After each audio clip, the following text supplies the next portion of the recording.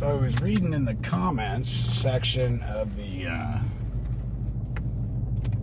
YouTube, and somebody suggested that it may be more beneficial to wear,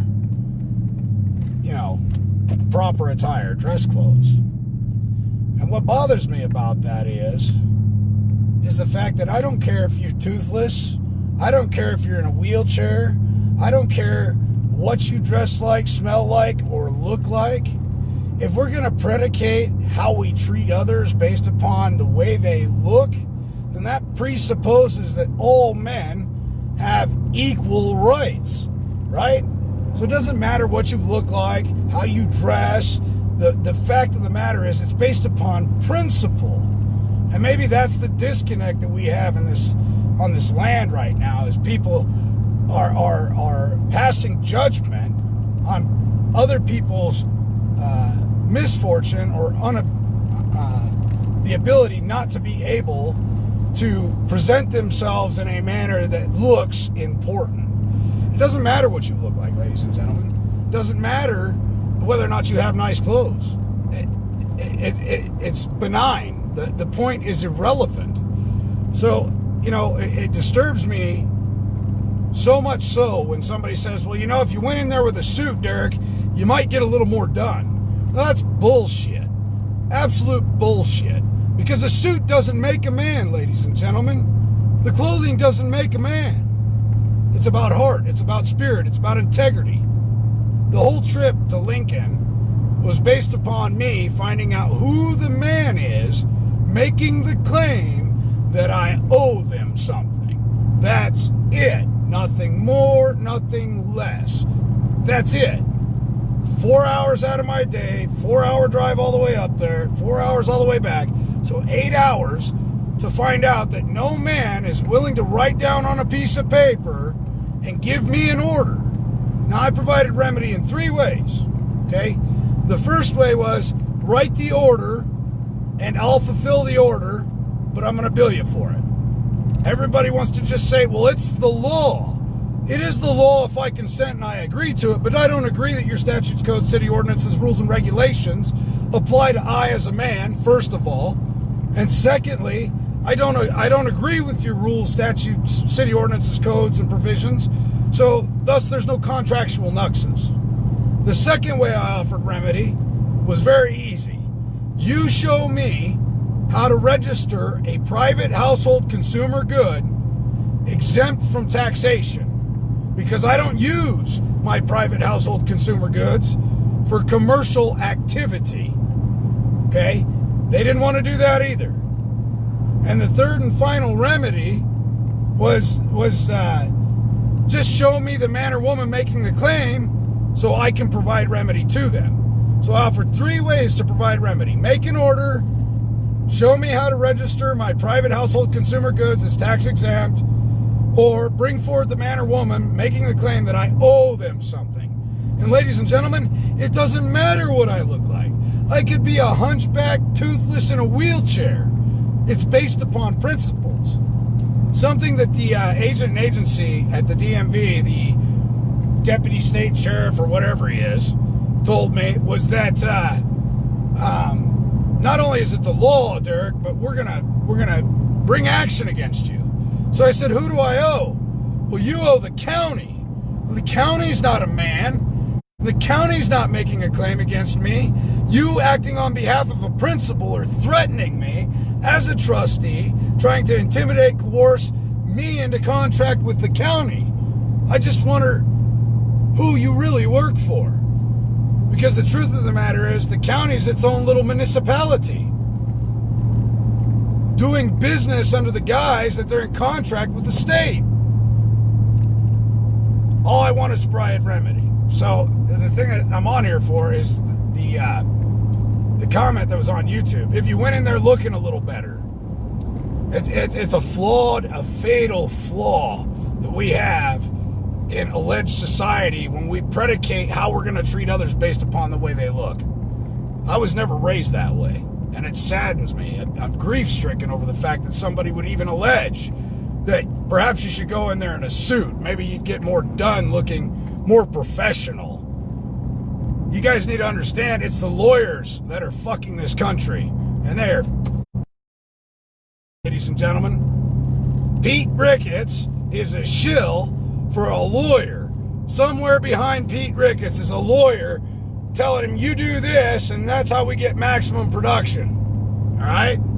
Pete Ricketts don't know the difference between law and legal. He don't have a clue.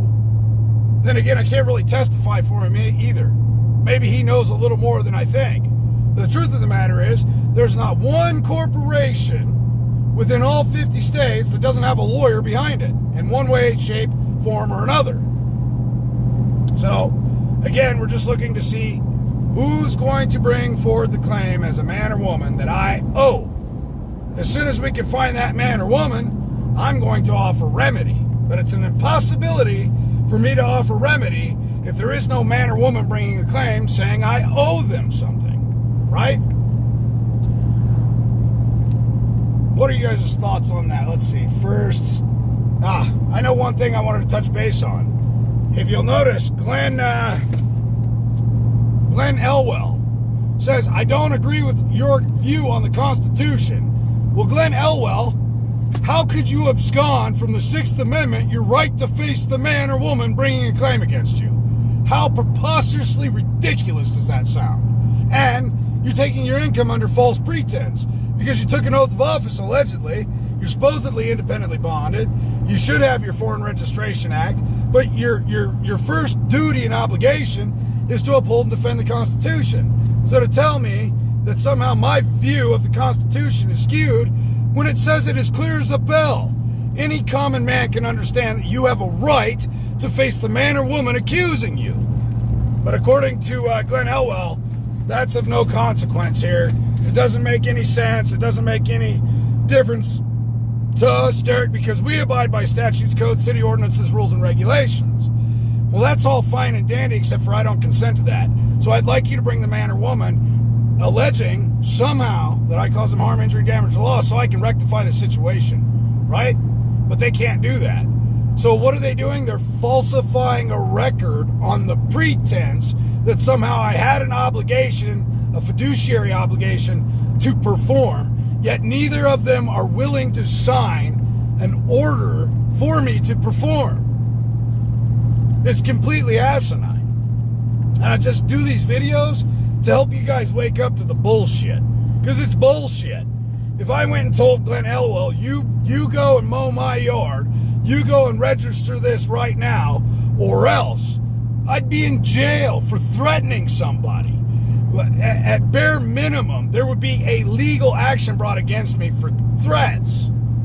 Right? So just let that sink in a little bit. Think about that, ladies and gentlemen. It doesn't matter what you look like. Doesn't matter how you smell. Doesn't matter how tall you are. Don't matter if you're styling and low profiling. My rights aren't any more significant than your rights.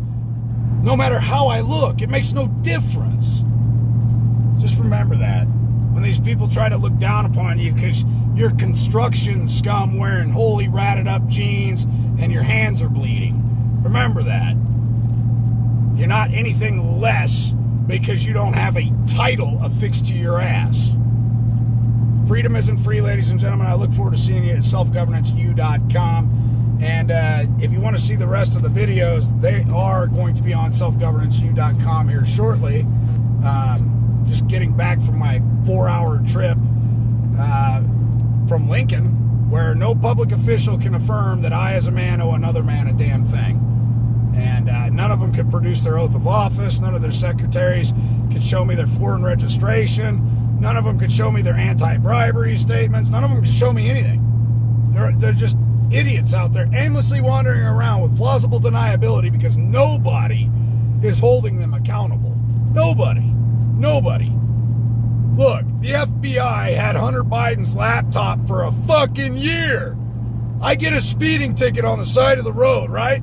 Within 30 days, I'll be before a court. They had that shit for a year, ladies and gentlemen, and nothing was done about it. Not a damn thing. Ain't that funny? It's not really funny, it's sad.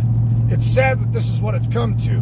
If you are a very efficient criminal, no action will be taken against you by the criminal cabal, by the FBI, by the CIA, by the NSA. They just watch. Sit back in the background and watch it happen and do nothing. But yet you, going from point A to point B, exercising your right to locomotion, somehow is criminal if they decide to pull you over. And within 30 days, they will fleece you. If you don't know how to handle your affairs, within 30 days, they will absolutely fleece you. Think about that. Known professional senators, congressmen that have been caught on Anthony Weiner's laptop molesting and raping children, and none of them are in fucking jail. And you have the audacity to bring a claim against a man, based upon the principle you work for, who isn't alive, can't rightfully make a claim. I just find it absolutely incredible and insidious all at the same time. It doesn't get any more asinine than that.